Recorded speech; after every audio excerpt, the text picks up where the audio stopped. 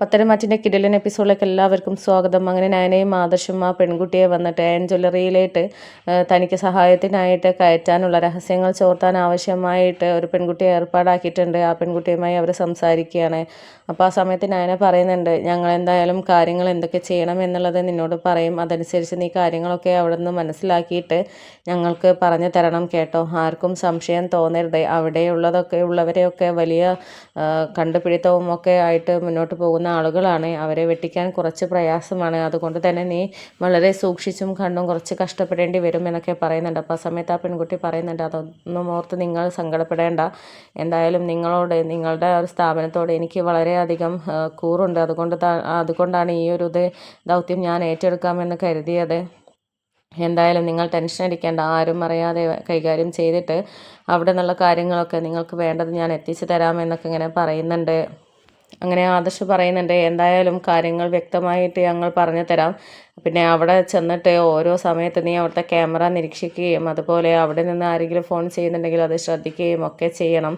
നിർദ്ദേശങ്ങൾ ഞങ്ങൾ തരാം, അതനുസരിച്ച് നീ കാര്യങ്ങൾ മുന്നോട്ട് നീക്കി കൊണ്ടുപോയാൽ മതി എന്നൊക്കെ പറയുന്നുണ്ട്.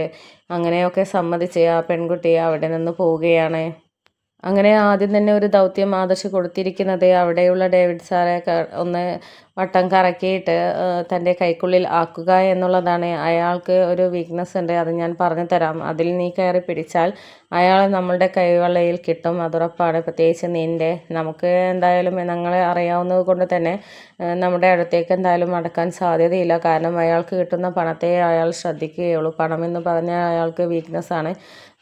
പിന്നെ മറ്റ് ചില വീക്ക്നെസ്സുകളുണ്ട്. എന്തായാലും അതൊക്കെ പറഞ്ഞ് മനസ്സിലാക്കി തരാം. ആദ്യം നീ ചെന്ന് കാണേണ്ടത് ഈ ഡേവിഡ് സാറെയാണ്. അയാളാണ് അവിടെ ഇപ്പോൾ കാര്യങ്ങളൊക്കെ മുന്നോട്ട് കൊണ്ടുപോകുന്നത്. പക്ഷേ അയാൾക്ക് മുൻപിൽ ഒരാളുണ്ട്, അതും കൂടെ നീ കണ്ടെത്തണം. അതാണ് ഏറ്റവും വലിയ ടാസ്ക് എന്നൊക്കെ പറഞ്ഞു കൊടുത്തിരുന്നു. അങ്ങനെ അതനുസരിച്ച് ആ പെൺകുട്ടി നേരെ ഡേവിഡ് സാറെയാണ് കാണുന്നത്. അങ്ങനെ ഷെയ്ഖാൻ്റെയൊക്കെ കൊടുത്തിട്ട് പരിചയപ്പെട്ടിട്ട് ഇവിടേക്ക് ആളിൻ്റെ ഒഴിവുണ്ട് എന്ന് പറഞ്ഞിരുന്നല്ലോ, അത് അന്വേഷിക്കാനൊക്കെയാണ് വന്നിരിക്കുന്നത് എന്നൊക്കെ പറയുന്നുണ്ട്.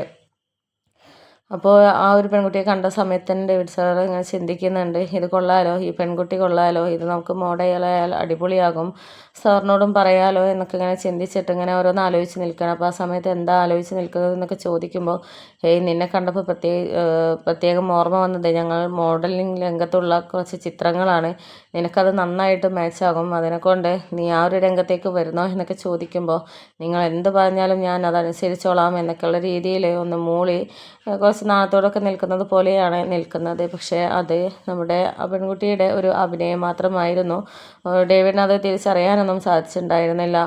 അങ്ങനെ ഓരോ മുക്കും മൂലയിലും അവിടെ എന്താണ് നടക്കുന്നത് എന്നുള്ളത് നിരീക്ഷിച്ചിട്ട് ആദർശനും നയനയ്ക്കും അപ്പോൾ വിവരങ്ങൾ നൽകുകയാണ് ആ പെൺകുട്ടി.